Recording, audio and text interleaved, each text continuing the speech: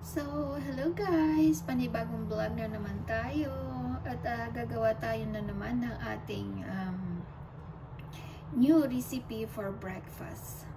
Ayan guys, yung ating mga past video ay gumawa din na tayo ng pang breakfast. Ngayon, another for breakfast again.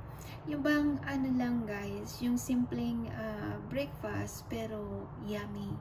So, ipapakita ko sa inyo kung ano yung ating breakfast for today. So, keep tuned guys. Yeah? Okay. Just wait to our new tips for breakfast. Hello guys, ito yung ating ikakat for today. Dalawang slice na bread. Ayan, tinanggalan lang natin ng brown in the side.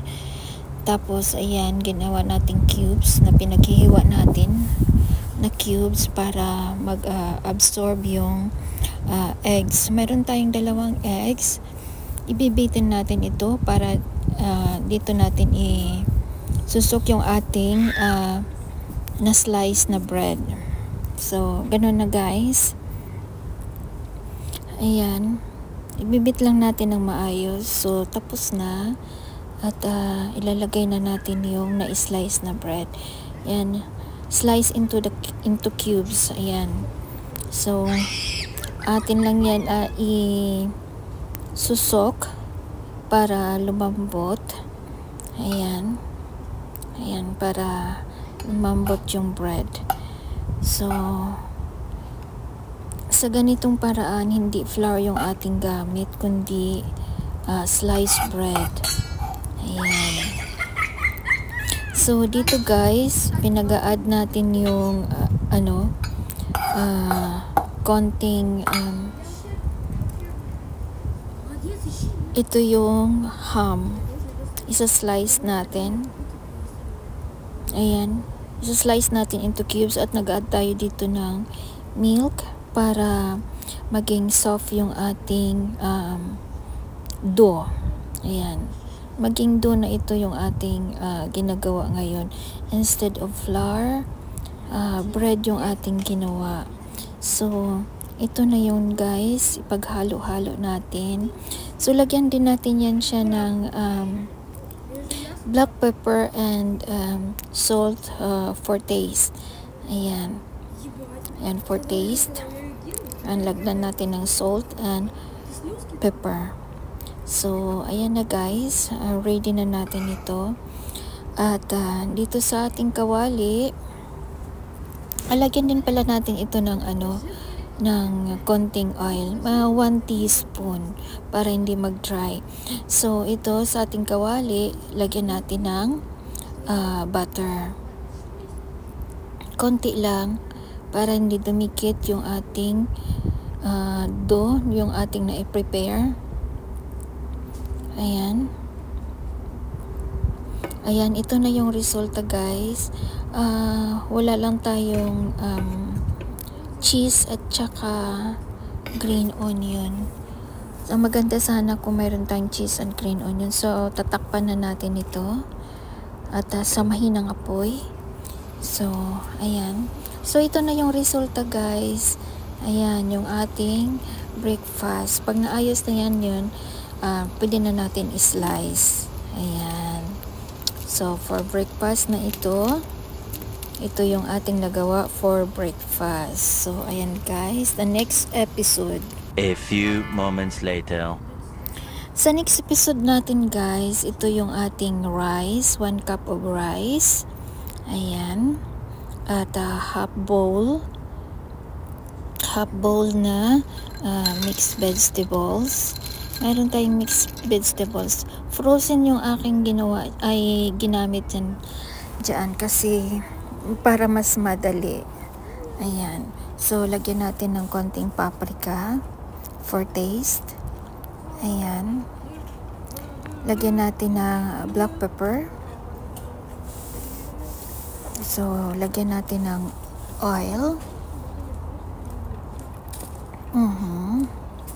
para hindi dumikit sa kaldero yung ating niluluto. So, at maganda talaga. Ito guys, fried rice ito na sa hinahalo-halo na soy sauce. Yung isang ano lang guys, yung easy na paggawa ng fried rice. Ito yung uso ngayon na sa paggawa. Ayan. Dalawang ano lang natin, 2 tablespoon of oyster sauce. Ayan. So lagyan din natin ng water. Yung water natin na hanggang mag-level lang yun sa rice natin at saka vegetables. Ayan. So, ayan na guys. Lulutuin lang natin sa mahinang apoy. So, hanggang kumulo yan at hanggang mawala yung tubig. Ayan. Nawala na yung tubig. Halu-haluin natin ng dahan-dahan para hindi yung ating rice. So, nilagyan ulit natin ng tubig. Ayan. Hayaan lang natin siya na maluto at takpan uli. Ayan. So, ito na guys, naluto na. At hinalo na natin dyan para magpantay. Ayan. Tapos, ilalagay natin sa plate. Mag-plating tayo. Ayan. Ito yung plating natin guys. Mayroon tayong chicken cream. Ayan. So, perfect dyan sa ating fried rice, yung ating chicken cream. So, sa isang episode naman guys, ito mayroon tayong smoothie. Ito kasi plum na parang na-overripe na. So, parang sa akin parang ayoko nang kainin. Pero sabi ko parang maganda gawin na lang smoothie para hindi sayang. So, ito yung ating sangkap. Mayroon tayong sweet milk. Ayan, mayroong ice at mayroon tayong fresh milk. So, ayan, nauna natin yung fresh milk para madali matunaw yung ice para pag blender natin, hindi mahirap sa blender. So, ayan, tinanggalan ko ng skin yung ating plum. So, handa ko na yung ating baso para sa ating smoothie. So, na-blend na yun guys at ito na atin na ilagay sa baso para nako, napakasarap naman ito. Yung ano pa lang, yung kulay pa lang masarap na. So ito yung ating setup now guys sa ating menu for today. Ayan. So kanina breakfast yun. Ito ngayon is lunch. So, guys, hindi pa nakapag-subscribe ng ating channel, Donna Rosa Vlog. So, hit the button and all the notification is yours sa bagong upload at magno-notify sa inyo. So, thank you guys. Thank you for watching for this episode. Sana may nakuha kayong tips sa ating video ngayon. So, thank you guys.